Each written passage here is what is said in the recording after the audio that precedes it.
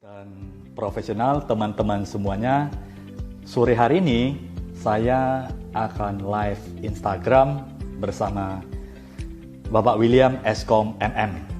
Beliau adalah seorang praktisi di pendidikan dan saat ini adalah sebagai Wakil Ketua 1 Bidang Pendidikan STE Microskill.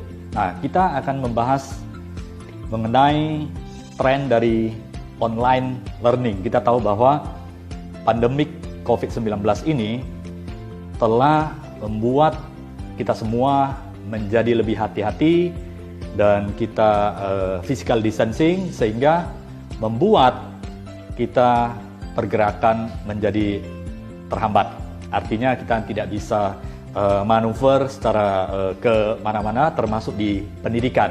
Nah, hari ini saya akan bersama seorang pakar di pendidikan yaitu Bapak William Eskom MM. Kita akan bersama membahas tentang tren online learning saat ini.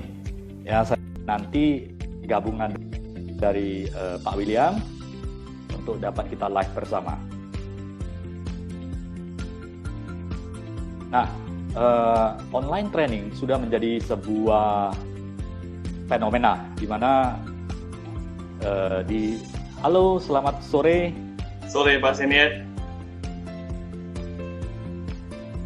Halo. Ya, halo ya Pak Senior. Ya, selamat sore Pak William. Selamat sore Pak. Apa kabar? Luar biasa, sangat baik sekali. Nah, saya sapa sahabat bisnis dan teman-teman semuanya dulu ya.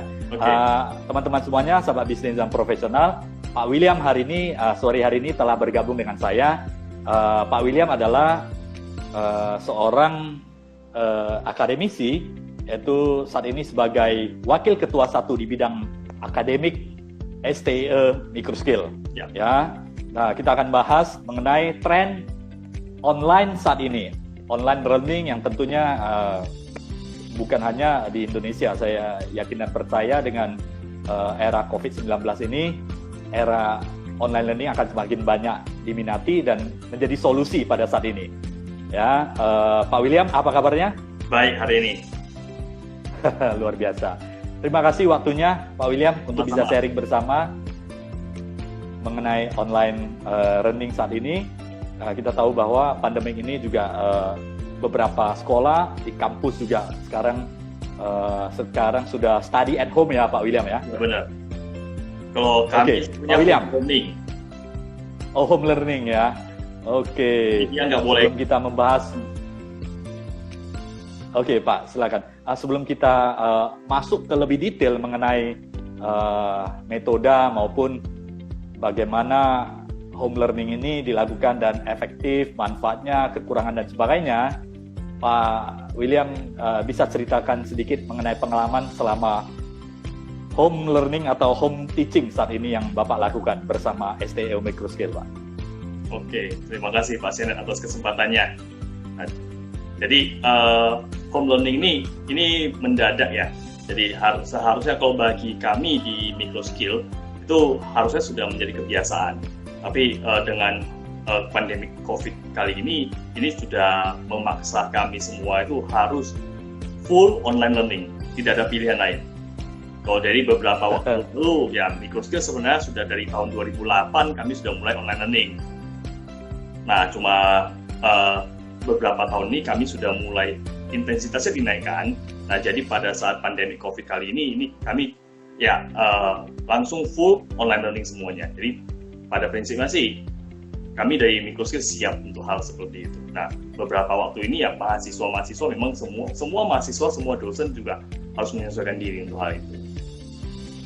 Karena keterbatasan untuk bertemu ya. Benar. Mahasiswa dengan dosen sehingga online learning ini adalah solusinya.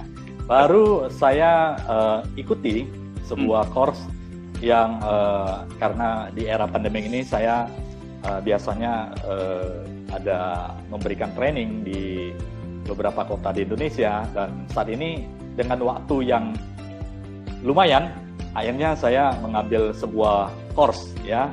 Course itu di edX, saya pilih di Harvard. Okay. Di Harvard course dan sangat menarik sekali.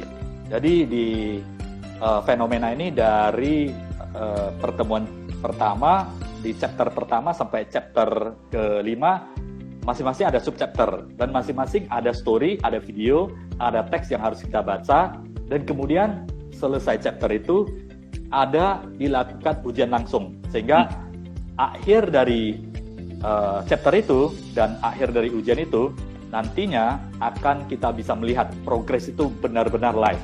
Jadi kita bisa mengikuti dan benar-benar harus baca.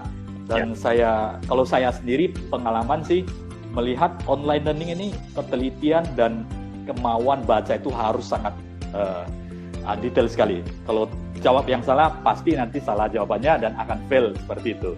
Nah, menurut pengalaman Bapak yang diimplementasikan. Oke, jadi untuk kalau kami di perkuliahan itu kan ada yang namanya mata kuliah teori dan praktek ya. Yes, ya. Yeah. Mata kuliah teori sangat dimungkinkan untuk online learning. Nah, praktek itu butuh strategi tersendiri. Selama ini kita yang di lab. Yes, ya. Yang di lab. Artinya ada lab komputer gitu ya. Jadi yang mata kuliah praktek itu yang menjadi tantangan tersendiri. Nah, jadi mau tak mau saya sebagai dosen dan teman-teman dosen di Microskill juga harus mempersiapkan diri. Nah, ada satu hal yang menarik adalah di pertemuan minggu pertama untuk praktek online learning. Nah, jadi mahasiswa masih sangat kelabakan. Dan karena terbiasa mereka di lab dipandu. Ada dosen yang pandu, ada asisten dosen yang pandu. Nah, tapi setelah di online learning, akses dari dosen sama asisten juga akan terbatas. Nah, akhirnya setelah minggu kedua, mahasiswa yang sudah melewati minggu pertama itu melakukan praktek di minggu kedua itu dengan lebih gampang. Dan setelah minggu ketiga, minggu keempat di online learning, nah di minggu ketiga saya sudah tidak begitu menghadapi kendala dalam menjelaskan materi praktek kepada mahasiswa. Jadi sebenarnya mereka sudah terbiasa ya. Ya, kata kunci yang paling utama menghadapi online learning ini adalah adaptif gitu. Tingkat adaptif kita harus tinggi. Ya. Yes, artinya adaptif dan kemudian harus sering membaca manual ya, yang biasanya ada kalau di kelas offline kan selain ada tinggal tanya, halo friend, ini sudah sampai mana? Tapi di online ini benar-benar self awareness itu harus tinggi. Itu adalah kunci dari online learning. Nah, Pak William, kalau Bapak melihat sendiri tren online learning ini khususnya di saat ini selama pandemi ini seperti apa? Baik itu media yang digunakan, kemudian sistem penilaian, dan kemudian interaktifnya antara dosen dengan mahasiswa, dan bagaimana kita bisa mengetahui bahwa mahasiswa itu benar-benar menguasai dan mengetahui materi yang disampaikan. Kan ini jauh lebih penting ya, karena dengan online ini kita juga harus bisa memastikan deliver daripada quality ini harus tepat sasaran, sehingga karena itu menyangkut nama baik daripada sebuah institusi. Benar. Seperti itu, betul ya Pak William ya? Benar. Ya benar. Nah, Pak William, untuk hal ini bagaimana Bapak melihatnya? Nah, jadi memang benar untuk tren online learning saat ini sebenarnya sudah dimulai berkisar sekitar 5-6 tahun yang lalu. Nah, jadi itu trennya sudah mulai terasa. Nah, di tahun-tahun 2008 awal-awal Microskill, beberapa dosen Microskill itu juga tamatan dari produk online learning. Jadi pada saat kita berjalan seiring dengan waktu, kita pelajari apa yang plus, apa yang minus, dan kemudian jalan terus berkembang sampai sekarang ini. Nah, di 5 tahun terakhir ini sangat kencang sekali. Nah, saya mulai ikuti kelas online learning, full online learning itu di tahun 2015. Di tahun 2015 itu ikutin kuliah online learning di perguruan tinggi di Belanda, Amsterdam. Nah, pada saat mengikuti perkuliahan tersebut itu benar-benar ya, saya harus aktif. Saya harus benar-benar mempelajari. Jadi walaupun online learning itu terkesan, loh kok dosennya jauh ya, kok tidak tatap muka sama dosen ya, tapi di sana itu memupuk kemandirian dari saya sendiri. Nah, materi-materi yang... Betul, setuju sekali. Karena Jadi pada saat ada hal yang tidak saya mengerti, ingin saya tanyakan, saya juga harus mampu menelusuri apakah di forum sudah ada yang bertanya hal yang sama, dan baru kemudian jika tidak ada, baru saya bertanya kembali. Tapi jika sudah ada, itu repositorinya itu banyak banget. Saya bisa telusuri di sana. Dan memang... itu rekam jejaknya sudah ada ya? Ya, jadi selalu ada mahasiswa-mahasiswa, selalu ada peserta-peserta lain yang sudah bertanya. Nah, kita bisa tinggal ikuti, kita bisa pelajari. Nah, di sana itulah kemandirian kita dalam belajar itu dituntut. Jadi Self study dan self awareness itu harus tinggi sekali. benar. Nah, jadi itu yang tantangan paling besar yang dihadapi untuk pendidikan, terutama kita di Indonesia. Jadi kalau misalnya selama ini kita bergantung kepada dosen, bergantung kepada guru, bergantung kepada pengajar. Nah, pada saat online learning, kemandirian kita itu penting sekali. Nah, efeknya adalah jika terbiasa akan kemandirian tersebut, nah, sebenarnya saya nanti pada saat kita terlibat dalam dunia kerja, menghadapi masalah itu kita terbiasa mandiri. Yes, itu menjadi sebuah habit dan kebiasaan ya, Pak William ya. Benar. Nah, Dan yes. kayak tadi misalnya terkait kalau misalnya klarifikasi tentang bagaimana memastikan mahasiswa itu menguasai atau tidak. Peserta itu penting sekali, ya. Nah, itu penting sekali. Nah, ada satu tantangan seperti ini. Pada saat saya ikut online learning, saya punya dua pilihan. Saya punya dua pilihan pada saat melakukan ujiannya. Ujiannya itu, apakah saya mau melihat kunci jawaban yang sudah tersedia? Kunci jawaban itu tidak tersedia oleh platformnya. Tapi banyak orang-orang yang setelah mengikuti course, mengikuti topiknya, menyediakan jawaban di internet. Saya bisa memilih langsung melihat kunci jawaban itu, dan kemudian saya menjawab kuisnya. Itu pilihan pertama. Pilihan kedua, saya bisa mencoba untuk menguji kemampuan diri saya, jujur pada diri saya sendiri. Nah, jadi pada poin tersebut dituntut juga saya sebagai partisipan di dalam kelas tersebut untuk apa? Untuk jujur pada diri saya sendiri ataupun nanti kepada hal yang lainnya. Nah, dengan demikian sebenarnya pada saat saya sebagai penyedia jasa, penyedia layanan, sebagai dosen sekarang, ya saya juga mau tak mau harus menyediakan sebuah pengujian, sebuah assessment kepada si peserta didik, melihat seberapa jauh mereka memahami materi. Nah, untuk saat ini, tools online learning yang mampu menyediakan analisis, menyediakan data agar saya mengetahui kemampuan mahasiswa itu tersedia banyak. Jadi saya bisa tahu nanti untuk soal ini berapa orang sih yang sanggup. Untuk soal ini berapa persen sih mahasiswa saya yang memahami. Nah, kelemahan-kelemahan mahasiswa itu bisa saya identifikasi dengan baik. Oke, ini menarik sekali, Pak William. Platform apa yang platform untuk mereka bisa berinteraksi dan belajar? Satu, perlu juga kan bukan hanya ada dua sistem online learning. Yang pertama adalah record video dan mahasiswa bisa melihat video langsung. Dan kemudian dari video tersebut kita bisa mempelajari dan memberikan makna. Kemudian kita bisa menjawab seperti yang saya lagi mengikuti online learning ini di Harvard. Nah, kemudian ada satu lagi metode di mana kita bisa memberikan sebuah teoritis melalui lampiran, dan dosen atau tenaga pengajar itu menyampaikan secara live online ya. Media platform yang sering saat ini adalah Google Classroom, dan kemudian lagi trendy adalah Zoom lah. Ya. Saat ini, nah, bagaimana Bapak melihat hal ini? Oke, media yang paling efektif supaya interaktif itu mahasiswa dan kemudian para siswa itu antusiasme dan kemudian lebih interaktif. Oke. Nah, jadi prinsipnya sih gini, untuk saat ini kan karena kondisinya masih dalam kondisi krisis. Nah, ada beberapa hal yang kita harus pertimbangkan, terutama dalam hal misalnya jika ini diakses oleh mahasiswa atau oleh pelajar. Tapi jika oleh pebisnis atau bagi profesional itu mungkin bisa diabaikan. Nah, untuk mahasiswa ataupun si siswa peserta didik, nah satu tantangan yang paling besar itu adalah keterbatasan akan koneksi internet. Nah, jadi jika kita menggunakan versi live, nah tentu itu akan mengkonsumsi banyak bandwidth dari si mahasiswanya, mengkonsumsi kuota yang banyak dari mahasiswanya. Nah, sedangkan ini juga menjadi sebuah kendala ya. Benar. Sedangkan jadi kalau kita lakukan live seperti itu, akan ada mahasiswa, akan ada peserta didik yang ketinggalan.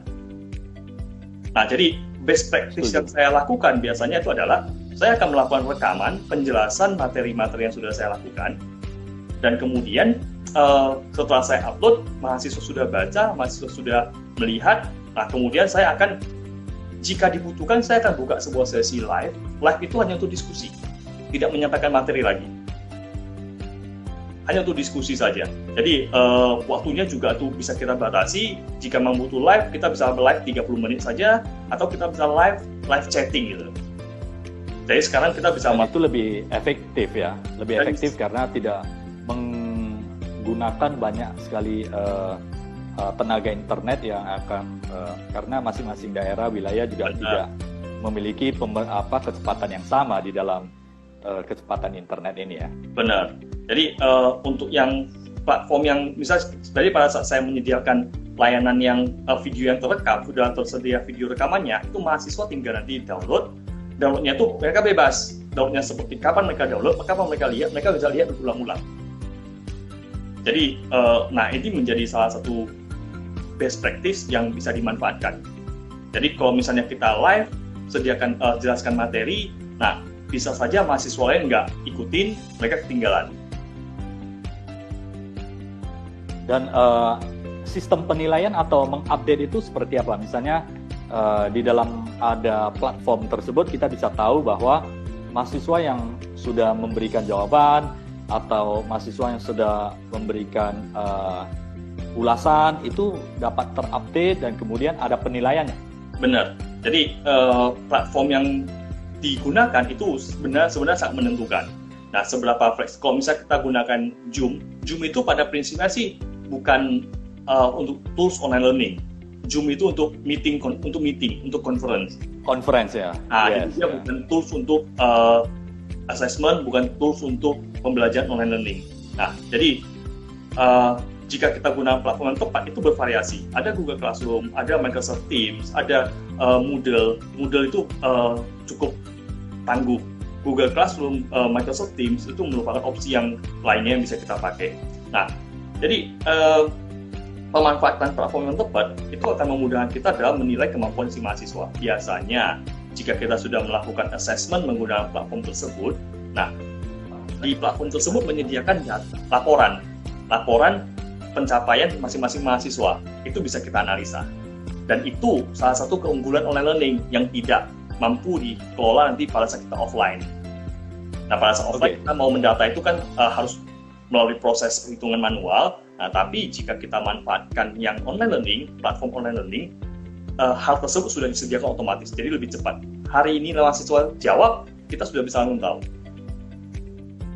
Langsung real time ya? Benar, William, ya? Benar. Jadi itu sangat cepat sekali analisisnya. Oke, nah misalnya Pak William, seandainya, saya katakan adalah seandainya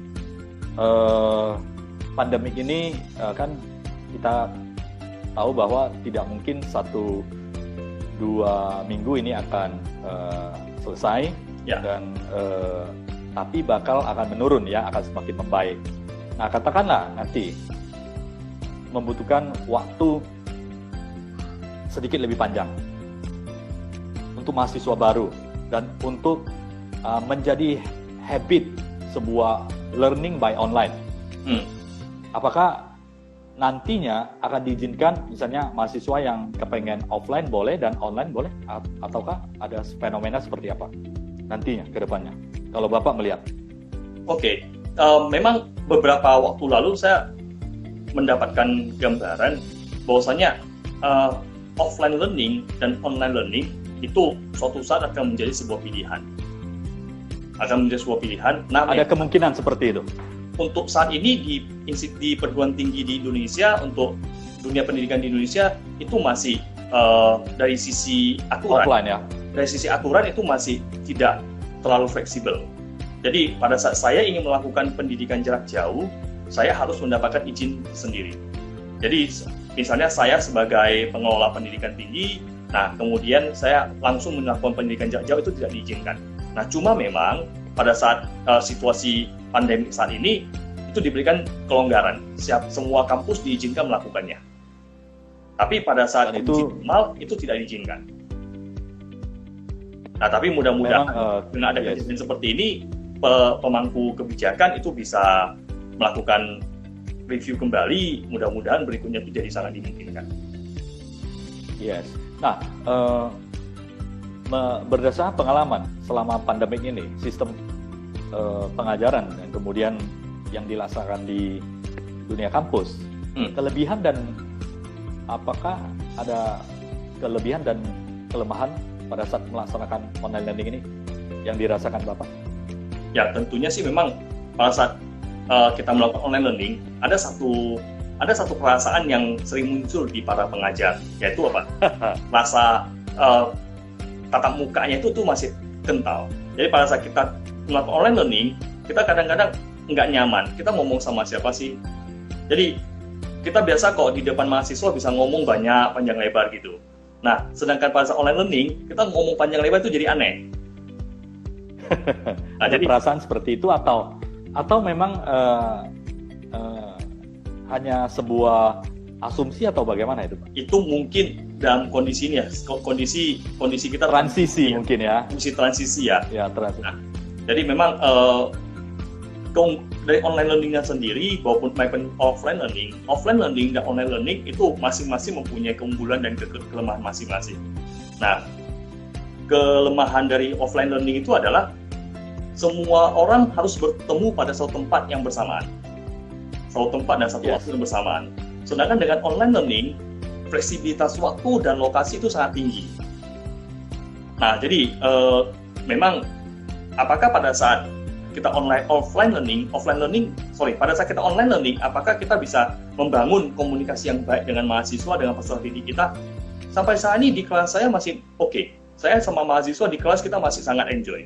Nah, walaupun kadang-kadang mereka juga merasa terbebani dan sebagainya, ya saya anggap itu masa transisi karena sangat tidak gampang mengubah sesuatu yang sudah kita lakukan sekian lama, tiba-tiba harus masuk ke kondisi seperti ini. Nah, terus terang misalnya jika saya masuk kelas offline di sebuah kelas, saya satu hari masuk satu kelas selesai. Tapi dengan online learning, satu kelas itu saya harus bawa selama 1 minggu. Jadi waktu bagi saya untuk melakukan kelas itu lebih lama dibandingkan saya melakukan offline. Nah, jadi tapi lebih panjang ya. Mungkin ada bisa online beberapa kali hanya untuk memberikan sebuah pemahaman yang benar-benar kepada mahasiswa seperti itu ya. Ya, jadi kadang-kadang karena kita sudah akses online, mahasiswa merasa pernah suatu hari saya diskusi sama mahasiswa di kelompok mahasiswa itu sampai jam 12 malam.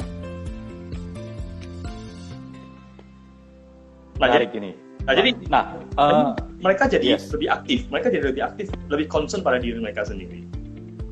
Nah, mengenai waktunya, bagaimana Pak? Apakah waktu itu harus ditentukan, misalnya, katakanlah mereka harus jam 7 semua harus online bersama? Nah, kalau itu strategi masing-masing pengajar berbeda-beda.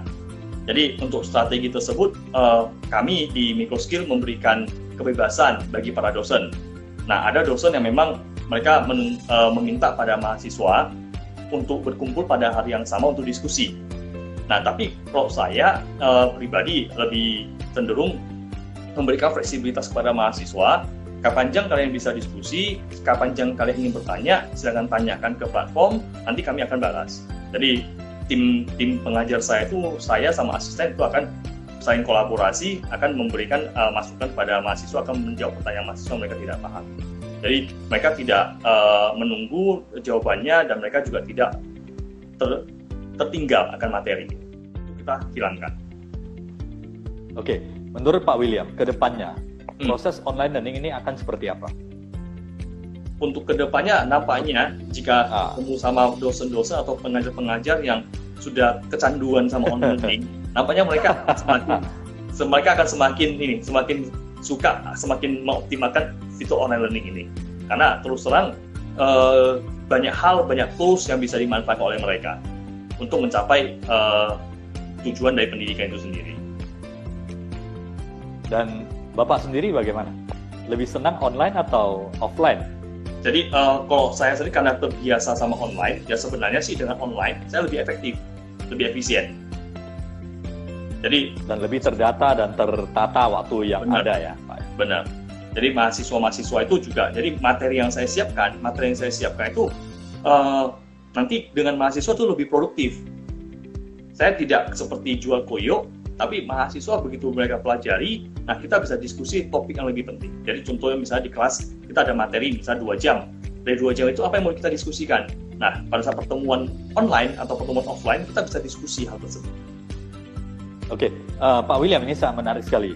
Beberapa waktu yang lalu saya sempat ada diskusi ya, mengikuti sebuah webinar dengan seorang ketua program Magister di Airlangga. Jadi beliau memaparkan bahwa untuk online learning di Magister Management ini sudah mulai akan diterapkan. Jadi para siswa yang ingin melanjutkan strata 2 di pasca sarjana di Magister di ilmu manajemen itu juga sudah dapat melaksanakan online learning. Nah, fenomena online learning ini beberapa kampus sudah dilaksanakan. Menurut proyeksi Bapak ke depannya, apakah pemerintah dan kemudian pendidikan tinggi akan mengizinkan proses online learning ini menjadi sebuah opsi di perguruan tinggi atau bagaimana, Pak? Nah, jadi seperti tadi saya katakan, opsi untuk online learning atau pendidikan jarak jauh itu sebenarnya sudah diaturan, sudah dimungkinkan. Tapi harus ada persetujuan ya. Nah, jadi tidak semua. Apakah ada kemungkinan misalnya di open lebih besar lagi ke depannya karena mobilitas kalau di saat sibuk di era non pandemik kita tahu mobilitas makin tinggi. Di pandemik orang tidak bisa mobilitas sehingga keduanya juga menjadi sebuah keterbatasan di mana kita harus berkumpul di satu titik untuk dapat menikmati sebuah proses belajar seperti itu. Dan kita tidak bisa menikmati, misalnya saya ingin belajar di luar negeri tanpa online learning, mungkin saya tidak akan bisa bergabung dengan universitas di luar pada saat pandemi ini. Okay. Nah, so menurut pengamatan dari Pak William untuk kedepannya, ya nampaknya peluang itu tetap terbuka lebar ya. Apalagi sekarang Mas Menteri kita ini nampaknya sangat open pada hal itu. Jadi Mas Menteri kita sekarang ini sangat mendorong hal itu terjadi. Ya mudah-mudahan memang jika kondisi pandemi seperti ini membuka bahkan sampai banyak hal, tes pemerintah itu juga sudah dilakukan secara online. Jadi nampaknya itu peluangnya terbuka lebar sehingga nanti mudah-mudahan ya dipermudah. Tapi tantangan terbesar yang paling utama itu adalah infrastruktur perguruan tinggi itu sendiri. Oke, seperti apa itu Pak? Ini sangat menarik ini. Nah, jadi artinya jaringan dan sebagainya itu harus sangat kuat ya Pak? Benar. Jadi kami di Microskill yang sudah dari 2008 mempersiapkan ini semua, kita masih terus mempelajari. Tim 12 tahun yang lalu? Iya, dari 2008 kami sudah mulai. Jadi kami sudah mulai tim kami yang mudah karena saat ini kenapa begitu pertemuan tanggal 16 Maret kemarin kami sudah langsung online learning. 16 Maret. Jadi sebelum pemerintah melakukan meminta kampus-kampus ditutup dan sebagainya, 16 Maret kemarin kami sudah meminta mahasiswa belajar di rumah. Nah, jadi karena didukung sama ini tim yang solid dan komitmen dari tim yang cukup baik, nah sekarang kita bisa menempuh sampai UTS kita udah siap. Nah, jadi sebenarnya infrastruktur yang paling mendasar di dalam pelaksanaan online learning seperti ini ya tentu di dalam bidang teknologinya. Nah, bagaimana itu bisa di cover, nah bagaimana itu bisa ditangani. Nah, jadi hal tersebut selain infrastruktur, komitmen dan keseriusan dari institusi itu penting sekali. Jadi ini benar-benar karena memang perubahan pola baik dari sisi pelaksanaan maupun evaluasinya. Jadi itu tinggi sekali hal yang harus kita perhatikan. Nah, jadi memang jika dibuka pun oleh pemerintah, nah belum tentu sebuah perguruan tinggi itu siap melakukannya. Nah, namun ya dengan adanya hal seperti ini, ya mudah-mudahan semua kampus, semua perguruan tinggi ataupun semua sekolah-sekolah itu harusnya sekarang sudah mulai lebih aware pada hal itu. Luar biasa. 2008 itu Microskill sudah persiapan untuk proses secara online learning. Benar. Dari segi tim, dari segi infrastruktur. Nah, kita tahu bahwa kalau di online ini, resiko yang paling besar itu adalah hacker, Pak. Benar. Dan itu kan kita tahu bahwa even itu adalah sebuah perusahaan perbankan yang besar, pernah juga dihack sehingga kekeliruan data itu dapat terjadi. Bagaimana pandangan Bapak? Karena ini satu, perlu penguasaan teknologi, yang kedua adalah perlu persiapan tim yang kuat untuk selalu mengupdate, mengurangi atau menghindari celah-celah yang kemungkinan dapat mengacaukan situasi atau data internal yang sudah dibangun.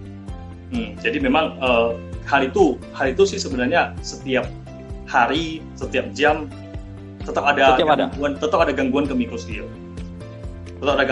Tapi mungkin karena mereka juga melihat kami institusi pendidikan, ya mungkin mereka agak turunkan intensitasnya. Nah, tapi hal tersebut tujuannya adalah pendidikan ya. Ya mudah-mudahan demikian. Nah, tapi sebenarnya sih timnya kampus, timnya di Microskill itu mereka itu kalau tim IT di Microskill itu mereka nggak ada waktu liburnya. Kadang-kadang malam ada kendala, mereka tadi saya katakan komitmen sama tim yang sesuai itu penting sekali. Malam-malam kok ada masalah di servernya Microskill itu mereka langsung ready. Minggu ada masalah mereka langsung ready gitu. Jadi hal tersebut 24 jam kali 7 hari harus ready itu. Ya, jadi itu yang menjadi satu tantangan tersendiri. Tadi karena infrastruktur sama nanti komitmen sama kesiapan dari institusi itu penting sekali. Jadi ya di kaminya sendiri karena memang dari 2008 kami sudah mulai walaupun waktu itu tidak diwajibkan ya, tidak wajib mau ikut oke, nggak ikut oke, tapi kita sudah mulai jalan, infrastruktur itu kami perhatikan, kami kembangkan, kami siapkan. Nah, jadi untuk saat ini karena semua langsung arahkan ke online, ya mudah-mudahan kami siap sampai sekarang. Oke, menurut Pak William, untuk online learning yang terbaik metodenya seperti apa saat ini? Nah, jadi untuk online learning sendiri sebenarnya sih sangat idealnya yang terbaik, yang menurut ideal lah. Jadi yang win-win solusi bagi mahasiswa, bagi kampus, dan proses belajar mengajar itu kualitinya dapat bagus, itu idealnya seperti apa? Dambaan Pak ke depannya. Jadi sebenarnya sih tidak ada satu rumus pasti bahwasanya ini yang terbaik dan sebagainya. Karena setiap kampus, setiap mahasiswa punya peranan yang berbeda-beda. Nah, namun satu poin utama dalam kita menyelenggarakan online learning itu adalah ya pada saat kita membuat online learning sebenarnya sih materi yang kita buat itu sudah harus memenuhi kriteria-kriteria yang kita katakan ini pembelajaran yang bertingkat. Jadi mahasiswanya itu kita penjelasan materi, kemudian persiapan materinya itu harus dibuat sedemikian rupa agar memang mahasiswa itu memahami. Nah, jadi kombinasi namanya antara live sama offline service itu penting sekali. Jadi contoh misalnya live itu maksudnya live interaktif ya Pak ya? Ya, jadi misalnya saya menyediakan jika saya sudah menyiapkan kontennya jika ternyata ada yang tidak dipahami, nah servisnya itu seperti apa? Ya contoh misalnya saya udah buat materi, ada yang tidak dipahami, ada yang tidak mahasiswa atau peserta tidak mampu menjalankannya. Layanan kita pada mereka seperti apa? Nah itu harus dikombinasikan hal seperti itu. Nah kadang-kadang beberapa course online learning yang saya ikuti itu materinya bagus, tapi pada saat ada permasalahan nggak ada supportnya. Seperti apa Pak? Nggak ada penjelasan interaktifnya, nggak ada kolom atau komennya yang bisa kita lakukan? Iya. Jadi pada saat ada kendala, tidak ada yang bisa menangani hal seperti itu, tidak ada yang bisa merespon ke kita. Jadi hal tersebut itu. Contohnya Pak? Contoh misalnya gini, saya mengajarkan materi A. Setelah saya selesai jalan materi A, saya kasih kuis. Pas saya kasih kuis, nah kuisnya ini ada hal yang tidak jelas di soal. Tidak ada tempat kita bertanya siapa sih yang harus kita hubungi. Nah ini menjadi kendala. Artinya diskusi dengan mahasiswa. Komunikasi hanya satu arah ya? Ya, jadi kombinasi dari offline dan live itu memang harus dikombinasikan sedemikian rupa. Nah jadi after service-nya itu juga penting. Jadi setelah kita contohnya Pak? Setelah kita deliver materi, ya kita buka sesi diskusi, kita buka kesempatan bagi mahasiswa untuk bertanya. Ya tidak semata-mata one way gitu. Nah tapi hati-hati juga semakin intens, semakin tinggi intensitas kita melayani si peserta didik. Nah nanti pengajarnya yang kelabakan. Nah jadi waktu juga terbatas ya. Ya karena pengajarnya satu, nanti pesertanya puluhan, ribuan. Pengajaran bisa nggak tidur gitu nantinya. Nah jadi itu dikombinasikan sedemikian rupa. Jadi apakah nanti berupa forum tanya jawab, silakan ditanyakan di forum, atau mereka ada yang maintain forumnya, itu akan sangat membantu. Nah Pak William, kan ada beberapa dosen ya yang memang skillnya sangat dibutuhkan, sehingga waktu masuk di kelas itu sangat padat sekali. Oke. Begitu menghadapi online learning ini, di mana untuk supaya bisa support ke mahasiswa, mereka bisa paham. Tentunya sometimes kita memberikan ruang untuk komunikasi live. Oke. Dan itu kan membutuhkan waktu, Pak. Bagaimana cara mengatur itu? Nah, jadi sebenarnya sih gini, pada saat kita online learning, ada satu hal yang tidak bisa kita paksa. Jadi tadi pagi saya dapat satu quote dari anak saya gitu di kursusnya. Gurunya itu kasih quote ke dia gitu. You can lead horse to the water, but you can force him to drink the water. Oke, jadi kita dapat mengarahkan tapi tidak memaksa dia untuk. Kita tidak bisa maksa kita tak bisa maksa dia untuk minum airnya. Kita bisa bawa kuda ke kolam, ke sungai, kemana, tapi kita tidak bisa maksa dia untuk minum jika dia tidak merasa butuh. Yes.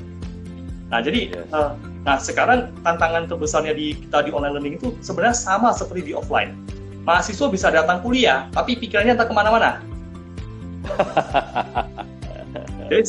Saya sangat setuju itu, Pak. Nah, cumanya di offline, kita tahu sebagai pengajar, kita tahu dia duduk di sana. Yes. Nah, ini online ini ada sedikit kesulitan ini. Kalau di offline kan kita bisa baca bahasa tubuh, matanya, gerak-gerakan, feelingnya, ya, cara pandangnya, konsentrasinya. Di online bagaimana mengidentifikasi hal itu? Nah, jadi kembali lagi, pasti di offline itu kita tentu harus sudah punya. Jadi di offline itu menuntut si dosen itu memang lebih paham, lebih memahami, lebih mengetahui siapa sih kelas saya nih, siapa sih mahasiswa-mahasiswa saya saja, siapa sih dia. Nah, mana yang sering berinteraksi, mana yang sering tidak berinteraksi. Yang tidak sering berinteraksi itu, ya jika memang dibutuhkan, kita melakukan pendekatan. Tapi kembali lagi, misalnya minta dia jelaskan ya, dia jelaskan. Mungkin tidak demikian. Mungkin tidak demikian, karena itu di kondisi offline.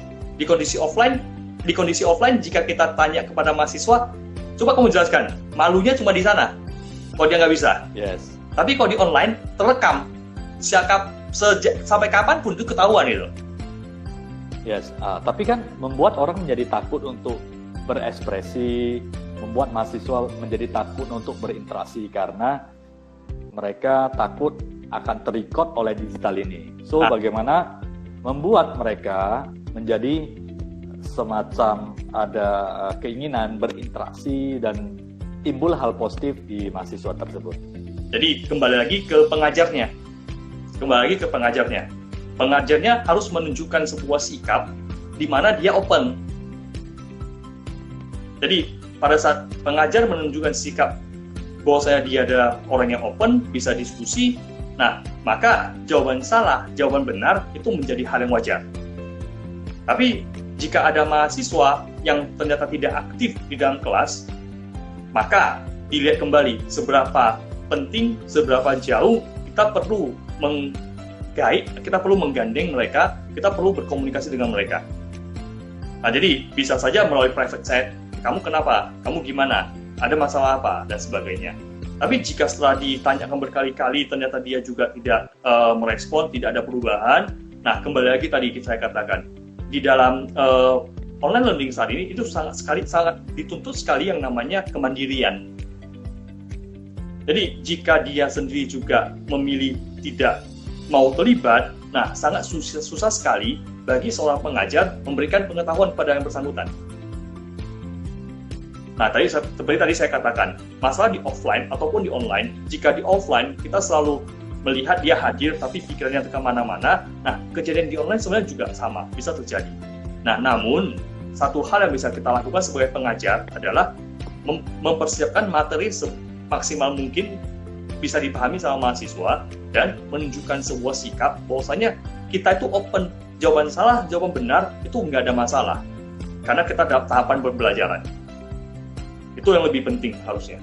Jadi dengan demikian, si mahasiswa bisa tetap mengutarakan pendapatnya, tidak terpaku pada ini dosen nanti saya ngomong salah dimarahin pula. Nggak seperti itu. Berarti interaktif itu sangat penting ya. Benar. Artinya sebagai dosen itu adalah untuk support, kemudian untuk mendukung mereka, bukan menjadi untuk menjudge mereka atau sebagai penghakiman terhadap mereka sehingga mereka menjadi takut.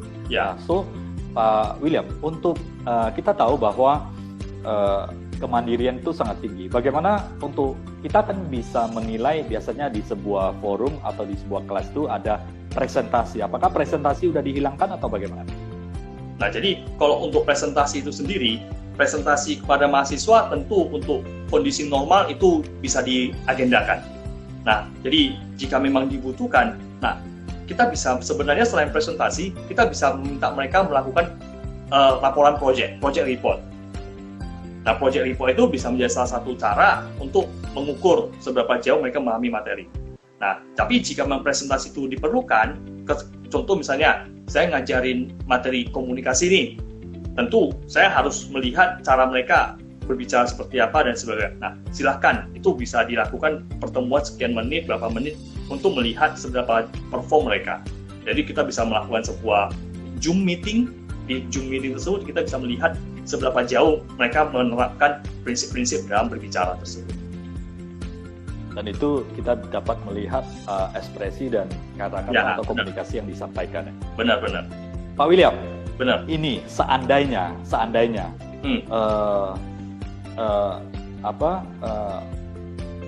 study atau from home itu tadi belajar home learning, belajar dari rumah, home learning ya.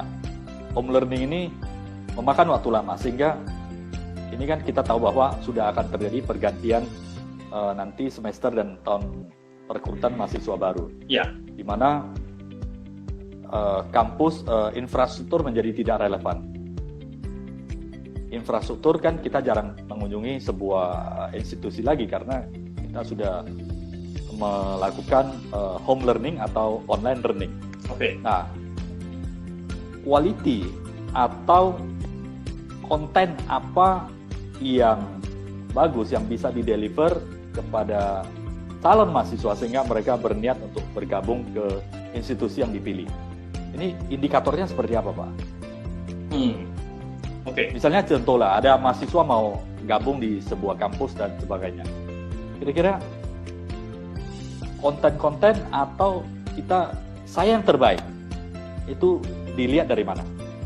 Oke. Nah, jadi sebenarnya sih kalau di dalam dunia pendidikan ya kalau kita lihat jika nanti ini jangka panjang dan sebagainya itu tentu memang semua kampus itu harus mempersiapkan diri.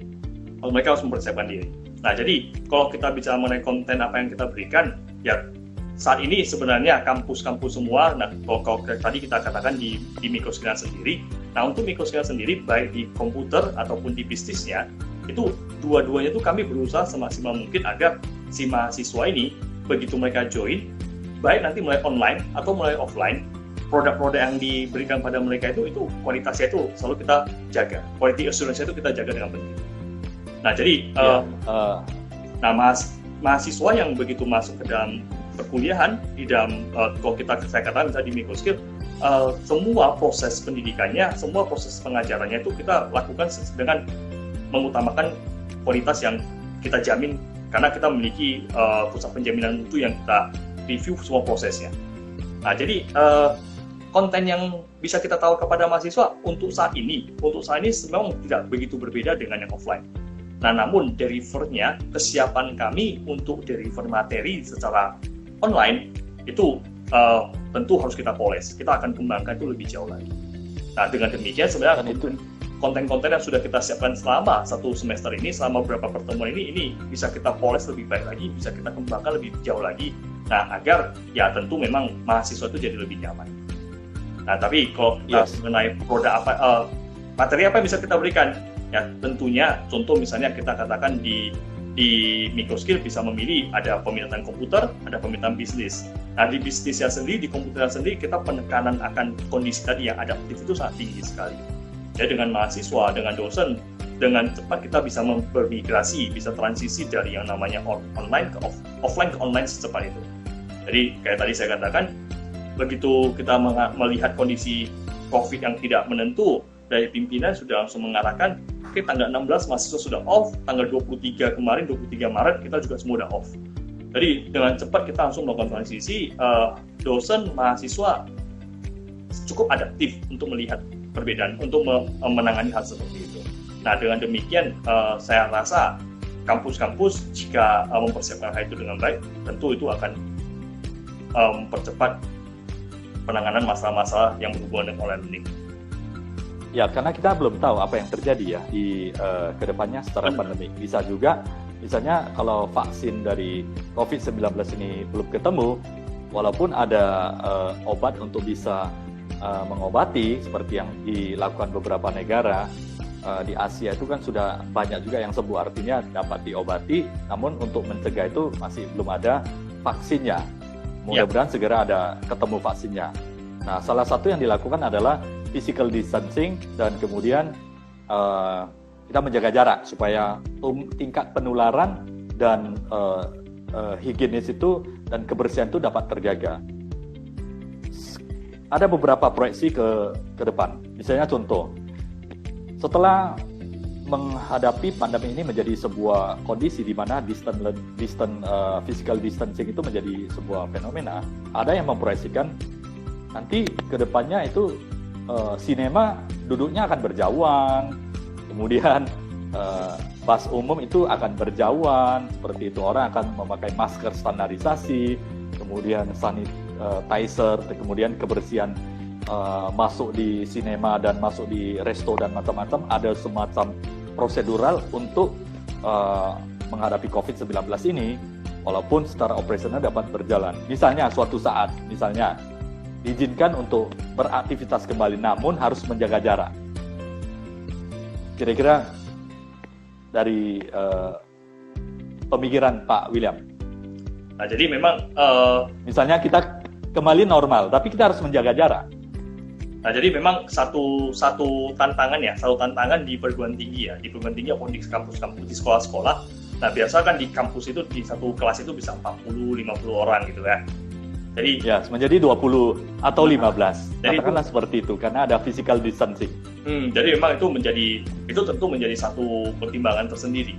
Yang mau tak mau. Jadi awalnya begitu kami melihat kondisi seperti itu, nah makanya kami segera langsung melakukan online learning, home learning. Nah, tapi jika memang keputusan tersebut itu lebih jauh, mau tak mau harus ada penyesuaian. Nah, nampaknya di setiap kampus itu akan kembali merumuskan strategi baru bagaimana penanganan terhadap kelas-kelas tersebut. Nah, karena tentu apakah kita tadi seperti kita kan opsinya silakan ada offline, ada online, itu juga satu opsi tersendiri.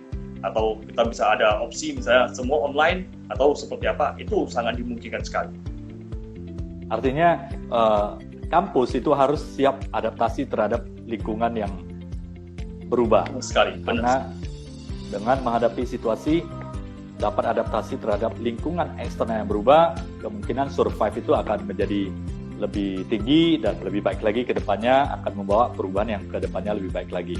Benar. Seperti itu ya. Nah, yang jadi, tidak bisa survive, ya kemungkinan akan mengalami kemunduran. Ya. Kalau dilihat dari perkembangan dunia saat ini. Jadi memang sebenarnya untuk kondisi saat ini saja, begitu kita ini kan sebenarnya masa sekarang ini, masa periode dari Maret ke Agustus itu April, masa Agustus, penerimaan mahasiswa baru. Ya, ini bagaimana strategi supaya biasanya kan aktivasi ke sekolah-sekolah untuk sharing, Benar. ke sekolah-sekolah untuk bisa menawarkan, menginformasi program-program yang diberikan Benar. oleh sebuah kampus. Nah, Dan jadi saat ini tidak bisa melakukan apa-apa. Apa Benar. yang terjadi? Dan semua sekolah juga, mereka juga belajar di rumah. Benar. Nah, jadi memang setelah menghadapi masalah seperti itu, memang kami, ya tadi saya katakan, untuk saat ini daftar secara online di Microskill itu dimungkinkan. Jadi ujiannya, seleksinya juga semua dilakukan secara online untuk pendaftaran mahasiswa kita kali ini. Seleksinya dilakukan secara online, pendaftarannya secara online, pembayarannya secara online. Karena satu hal, apalagi sekarang sudah diterapkan PSBB, jadi mudik semua dibatasi. Tentu mahasiswa-mahasiswa luar kota, mahasiswa-mahasiswa dalam kota itu tidak fleksibel untuk datang ke kampus dan sebagainya. Nah, terutama apalagi kalau kita sebenarnya mungkin nggak Microskill buka kampus untuk pendaftaran? Itu tentu dimungkinkan, tapi resiko terinfeksi kan semakin tinggi. Nah, hal tersebut itu kami berupaya mencoba mencari alternatif lain, mencari solusi lain. Nah, mudah-mudahan ya sekarang itu pendaftaran secara online itu kita sudah terbuka, kita sudah bisa lakukan. Mahasiswa dari 2 tahun lalu kita sudah terima mahasiswa melalui pendaftaran online. Jadi, dan itu ada radiusnya berapa jauh, Pak? Enggak. Dari bebas ya. Yang penting pada saat kuliah mereka harus di Medan. Iya, nanti jadi mereka daftar daftar secara online. Jadi pada saat kalau sebelumnya tahun ajaran lalu pada saat ujian saringan masuk mereka datang. Nah, tapi untuk tahun ini bagaimana pelaksanaan ujian saringan masuk tahun ini? Untuk tahun ini dilakukan secara online juga ya? Ya, semua itu dilakukan secara online. Seleksinya itu semua dilakukan secara online. Jadi mahasiswa kita berupaya untuk memperkecil resiko calon mahasiswa kami terinfeksi. Gitu. Itu adalah satu wujud untuk preventif yang diberikan kepada calon mahasiswa. Benar. Supaya tetap sehat dan belajar berlangsung dengan baik, namun kesehatan menjadi pilihan yang utama ya. Jadi sebenarnya kami sangat confirm, kami sangat firm, sangat confidence gitu. Kami sangat confidence melakukan itu secara online. Jadi makanya kami berupaya semaksimal mungkin di kondisi seperti ini, jika ada pilihan mahasiswa bisa melayani calon mahasiswa atau mahasiswa secara online, ya itu akan kami tempuh daripada meningkatkan resiko mereka terinfeksi. Itu lebih baik ya, Benar. karena bagaimanapun ya daripada terinfeksi ya lebih bagus kesehatan number one. Iya, benar. Nah, ini Pak William sebagai mewakili Microskill ya, untuk calon mahasiswa baru. Ya. Ada yang Bapak ingin sampaikan? Jadi, oke. Nah, jadi untuk mahasiswa baru, kenapa harus join ke Microskill? Oke. Nah, jadi untuk calon mahasiswa baru sebenarnya gini, Microskill itu dari sisi penyelenggaraan pendidikan kami sangat concern pada kualitas. Jadi terlepas dari perguruan tinggi manapun, ya saya yakin semua perguruan tinggi juga melakukan sama, tapi saya bisa garansi kualitas pendidikan yang dilakukan di Microskill itu bisa kita jamin. Nah, jadi hari ini terbukti dari beberapa hal, misalnya contoh mahasiswa-mahasiswa kami yang masuk ke dalam kampus. Nah, saat ini mereka juga alumni-alumni kami juga mendapatkan hasil yang bagus, mendapatkan hasil yang baik. Mereka bisa diterima di masyarakat, mereka bisa berkarya, mereka bisa menjadi entrepreneur, bisa berkarya di Tokopedia, Bukalapak, mereka bisa berkontribusi di banyak bidang. Nah, itu bukan hal yang datang dengan semata-mata untuk bangun tidur jadi, enggak. Itu semua butuh proses. Dan kami yakini tidak ada proses pengembangan diri yang mudah bagi seseorang. Jadi setiap mahasiswa yang datang, siapapun Anda, siapapun kalian, begitu masuk ke dalam Microskill, itu akan kami tempa dengan tingkat keadilan yang sama. Semua mahasiswa akan kami perlakukan sama, masuk ke dalam kampus, kami akan berupaya semaksimal mungkin untuk membina kalian, baik di dunia komputer maupun di dunia bisnis. Sehingga nanti jika di komputer daftar di STMIC, jika di bisnis nanti daftar di STIE. Nah, jadi dengan demikian kita akan punya lulusan yang unggul. Nah, semua proses pembelajaran di dalam microskill itu ada quality assurance-nya. Kami melakukan penjaminan mutu untuk pendidikan, pengajaran di dalam kelas. Jadi semua itu ada quality assurance-nya. Nah, jadi pendaftaran secara online itu dimungkinkan, baik nanti masuk sebagai mahasiswa bisnis ataupun mahasiswa komputer, itu sama-sama, itu kita akan memberikan pengalaman-pengalaman belajar yang baru gitu. Nah, contoh misalnya, sampai saat ini kami masih beberapa mahasiswa untuk online learning kami ready, mahasiswa juga harus ready, kita semua sama-sama ready, itu sih. Siap, terima kasih Pak William penjelasannya ya. Untuk teman-teman calon mahasiswa ya, teman-teman Instagram dan ada keluarga yang ingin kuliah, boleh salah satunya adalah Microskill yang sudah membangun sistem online learning ini sejak 2008 dengan tim dan dengan jaminan quality assurance bagus, dan alumninya sudah ada yang ke Tokopedia dan macam-macam. Ya, salah satu opsi yang dapat dipilih oleh calon mahasiswa untuk dapat bergabung di Microskill. Nah, terima kasih Pak William. Tidak terasa waktu kita sudah 1 jam sharing yang sangat menarik sore hari ini. Semoga sharing ini bisa bermanfaat bagi teman-teman, Bapak Ibu semuanya, khususnya yang ingin memahami dan mengerti online learning ini secara detail. Jikalau ada pertanyaan yang masih belum terjawab, boleh silakan menghubungi Instagram dari Pak William, dan Pak William dengan sangat senang hati akan memberikan informasi kepada teman-teman semuanya. Terima kasih.